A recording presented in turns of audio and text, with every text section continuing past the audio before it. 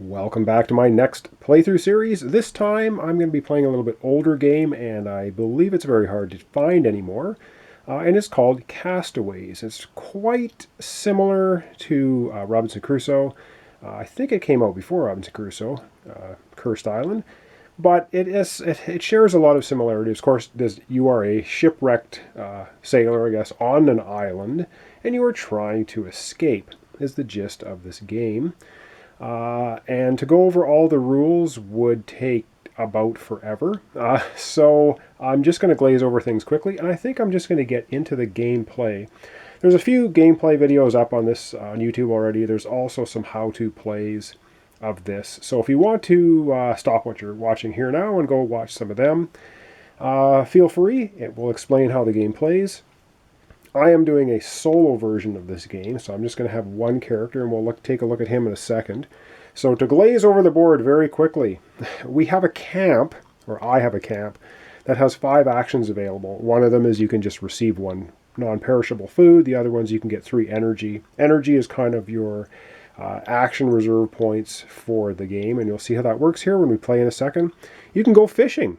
And there's a whole stack of fish tiles that have been shuffled and placed. There's a plan for exploration. Exploration is a big part of this game. It is with Robinson Crusoe as well, but it's basically a deck of cards here, and you have to explore all the way to the top of the island and then make your escape from the island. And how you do that is, again, I'll explain as we play the game. I won't bother going into all the details now. And the last thing is you can have a quick look. You can pay an energy and you can draw 3 cards from the coast deck. Or so this coast deck here, this is the coast, is yellow. You can put one of them to the bottom and the other 2 in any order on the top. So basically it means you're looking ahead in the coast while you're exploring. You're going to see what's coming up. Okay, the game basically has 4 phases and per turn, and then you just keep going turn after turn after turn. There are 21 of these cards, and in the solo game, you use all of them. So it gives you a little more time as a solo player to actually do things like build the help in the sand sign, build the giant bonfire, and do a lot and explore yourself, basically, the whole island in the hopes of escaping. Wow. So again, glazing over everything 100 miles an hour. You have a weather tracker at the top, and these cards are the first phase that we're going to get into, and it's called the event phase. And so this card I'll explain as we play our first turn here. There's 21 of them all shuffled. Events will happen. After that, it's going to be the action phase. In the action phase, we actually have 3 meeples.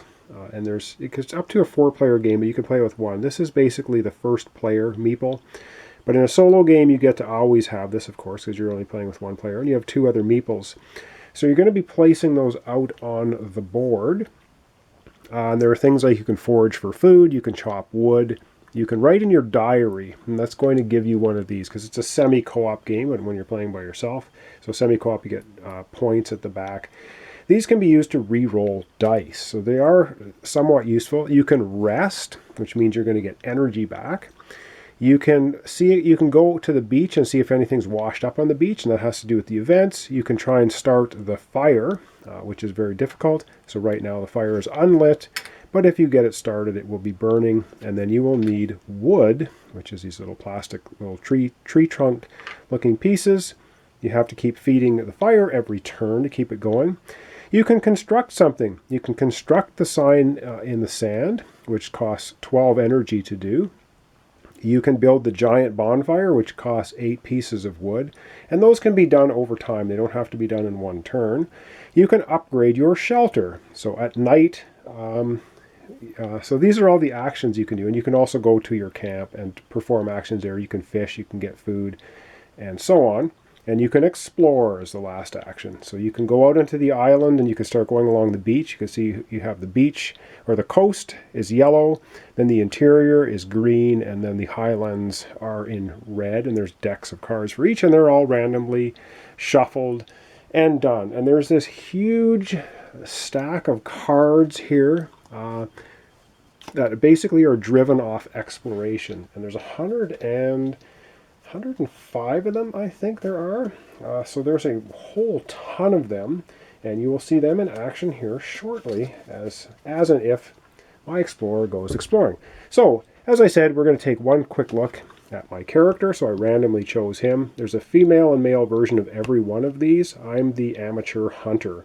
I have 6 energy, and I start the game off here. So this will be this yellow cube here because I'm the yellow player. We'll start at the 6. As you do actions, you're going to use energy. And I get to add 1 to all return rolls of any exploration I take part in. So how does exploring work? Well, again, a million rules, we'll see them in action. It starts here at 4, so when I go exploring, I can then flip the first coast card and follow the instructions, and I'll get into that as we play. So that's how exploring works. Basically means when you return, there's a little return symbol. From exploring, you're going to roll 2 dice, 2 6-sided dice come with the game. You have to roll equal to or higher than the number to safely return. If you don't return, you can expend another energy and re-roll your dice, or you can use one of these story tokens to re-roll your dice. And you keep doing that until you either are lost or you come back to camp. Okay, that's the action phase. This is going to be a relatively longish opening video, and I'm hardly explaining any of the rules to the game as it is. So the 4th part is the survival phase. So after you've done all your actions, you get back to camp. Then you're going to have to eat. You're going to have to keep the fire going. And you're going to be getting energy back if you sleep on the beach. You'll get 1 energy back, and you'll lose 1 injury. You can get injuries in the game. Again, I'll explain it all as it happens. And then you're going to have an end of turn. Whereas if you have any injuries, you have to roll dice to see if they turn into traumas. And traumas are bad things because they permanently reduce the amount of energy you can have, whereas injuries just temporarily reduce the amount of energy you can have. How does the game end? Well, the game ends when you finally make it to the very summit of the island. Once that happens, you trigger the end game. And the end game, you're going to flip all the remaining event cards, and you're going to see if you have everything you need to get off the island, and I'll explain that when we get into our first turn. Oh boy.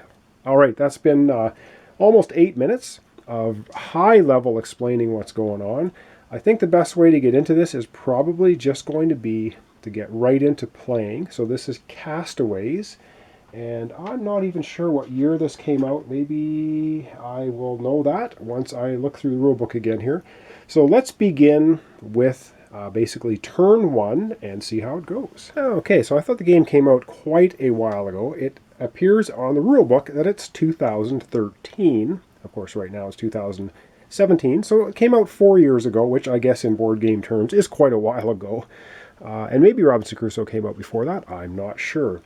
So the first phase, of course, is we're going to do an event, and that's this deck of cards. Like I said, for solo play, there's 21 of them, and let's take a look at a card, and we'll see how things work.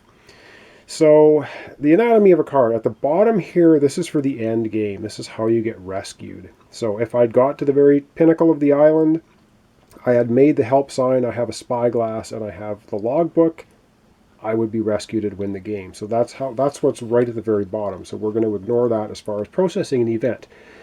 All right, in the upper left corner, you're going to see a symbol. It's either going to be cloudy or it's going to be sunny. In this indication, it is sunny. And so what we do down here at the very top of the track, which I believe is visible, there's a little white cube, and it is going to move 1 space to the right. If it ever gets all the way to far to the right as it can get, you immediately lose 1 energy because it gets scorching hot out. So that's what you first process. So it's a heavy swell upon the sea, so it's looking like weather. So this 2+, this is a black cube. What this number and the black cube indicates, this is does something wash up on shore. And you're going to take a look. The game starts with 6 black cubes, which represent crates that can wash up from the shipwreck. And that number, if you have that number or higher number of black cubes, 1 will wash up on shore. So 1 does. So we're going to take this one here. We're going to put it into the box that, yes, indeed, a crate has washed up on shore.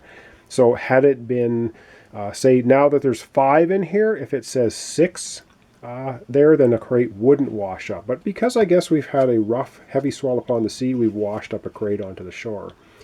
If the weather is stormy or rainy, add 6 to add card 6 to events. Well, we're not going to add card 6 because it is not stormy or rainy. It's actually sunny because it is sunny here on this card. Now we're going to leave this on top of this deck as a reminder of what's going on.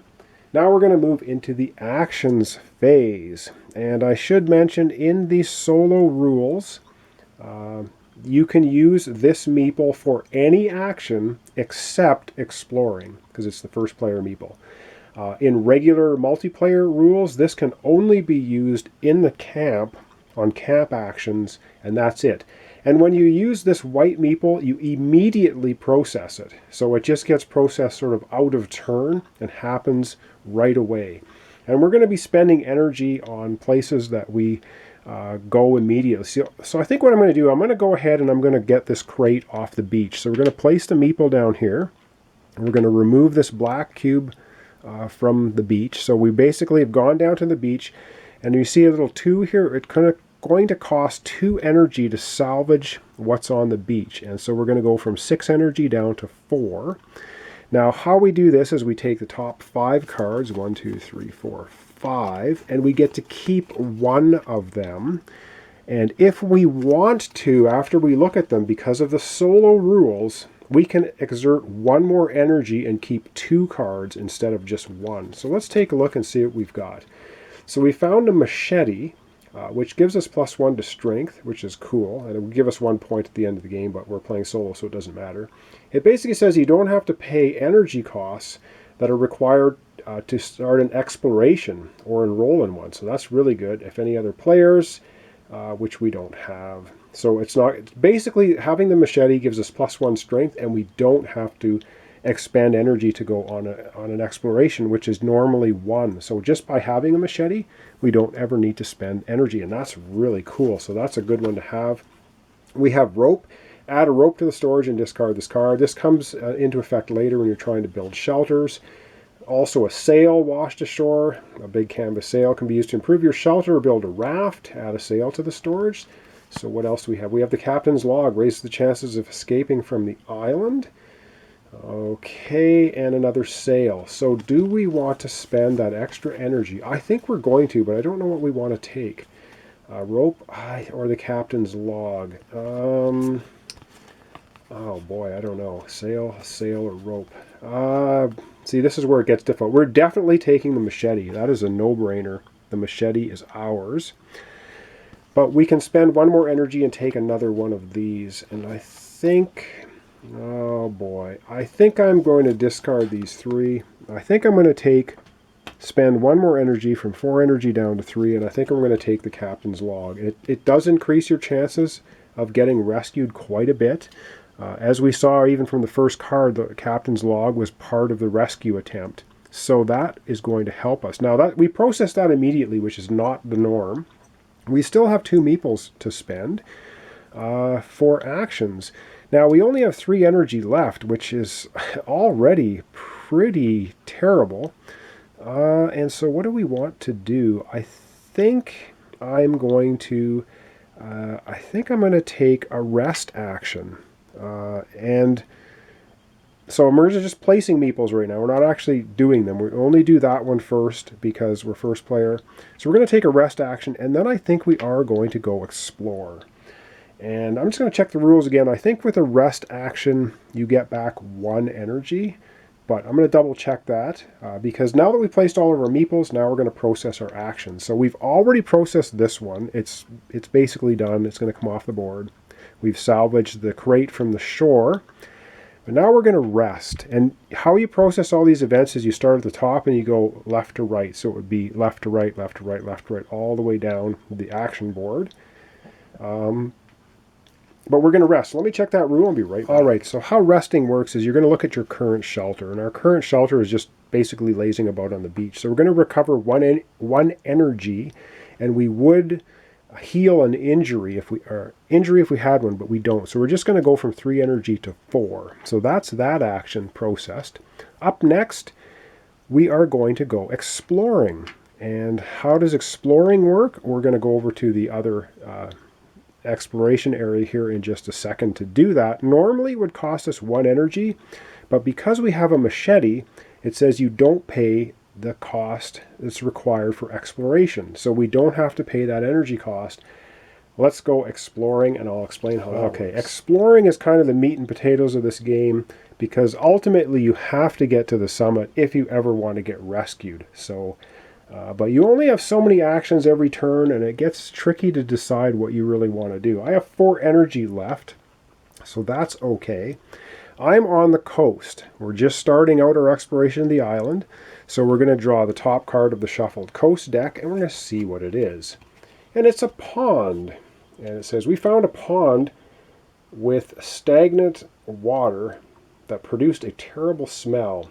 Each explorer chooses at least one of the following. Well, we can drink it, which means we recover 2 energy, and we get 1 trauma, I think, which that's bad. I don't think that's an injury.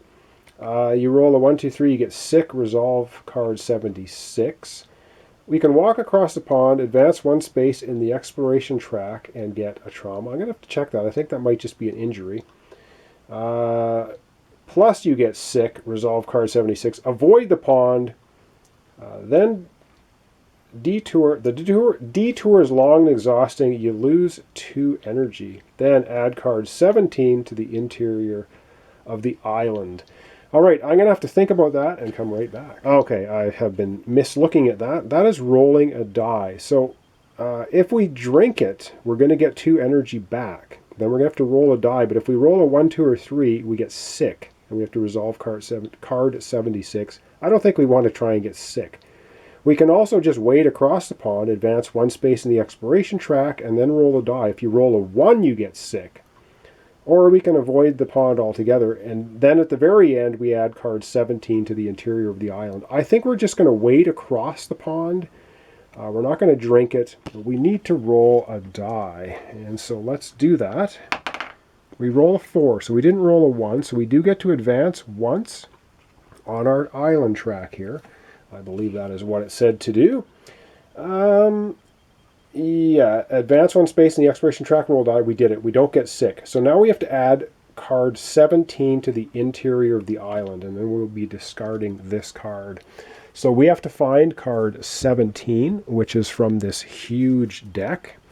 So I will find that here. And then I think we're going to add it.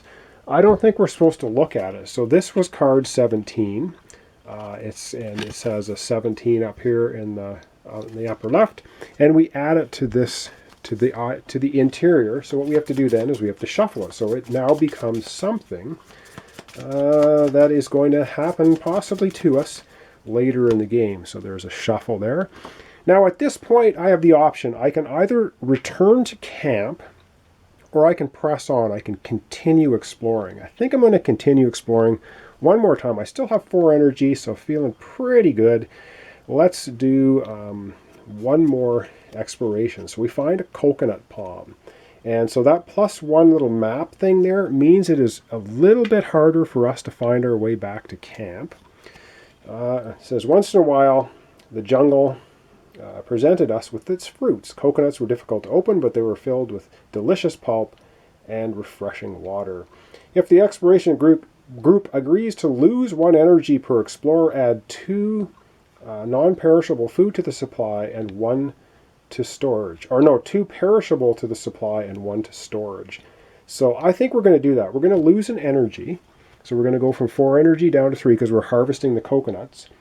And we're going to get 2 non-perishable foods, I believe. I'm going to have to be right back. Oh no, that's 2 forage tokens and 1 food token to the storage. So what we're going to do is we're going to take, these are food tokens, so we collecting coconuts. We're going to add that food token over here, which you can't quite see, into our storage box.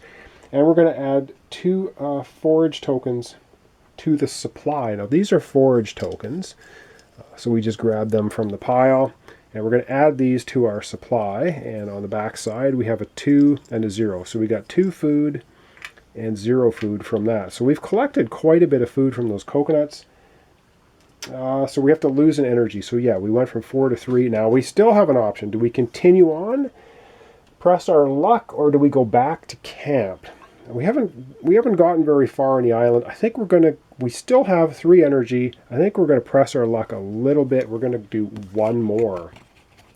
Natural wealth. So once again, it gets a little more difficult for us to get back. So it goes from 5 to 6. And it says there were all kinds of natural resources right at hand. Unfortunately, some of them were very difficult to reach. So we have to roll a die. Okay, so on a 1, 2, 3, 4, you find nothing. On a 5 and 6, we're going to add one more of those forage tokens to the supply. So we're going to go ahead and we're going to do that.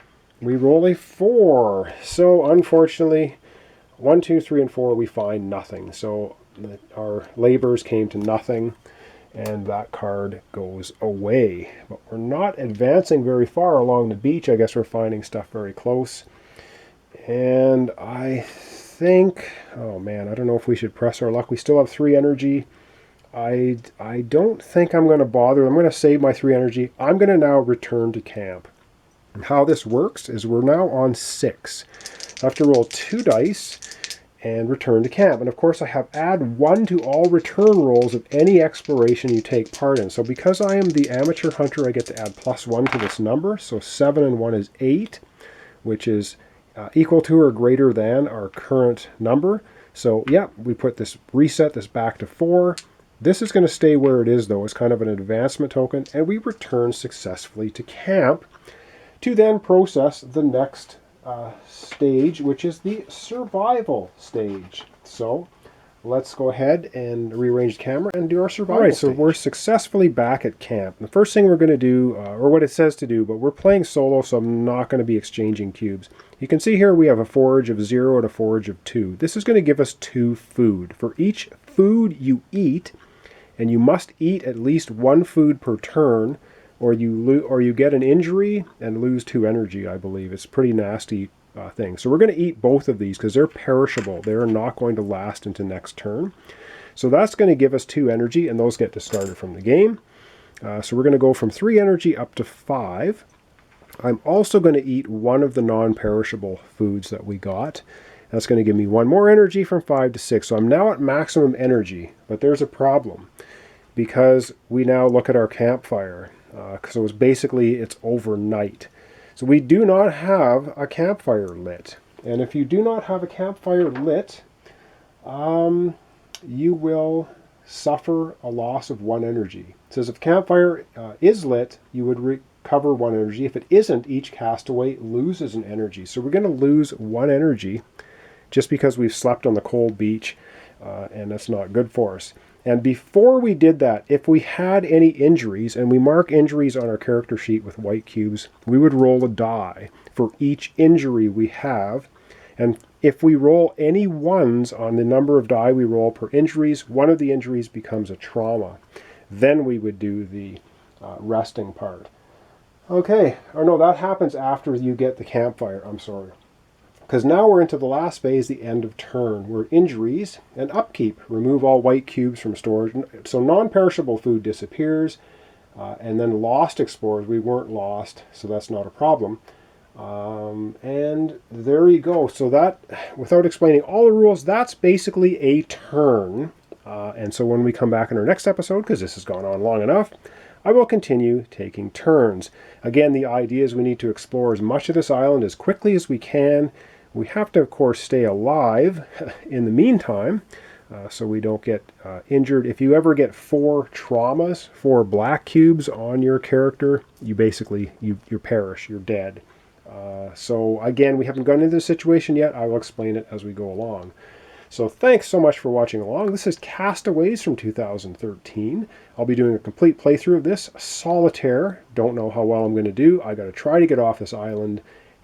This is a pretty tough game though. I have never managed to do it solo, and it is apparently harder to do solo, even though you get 3 meeples per turn. So once again, thanks so much for watching.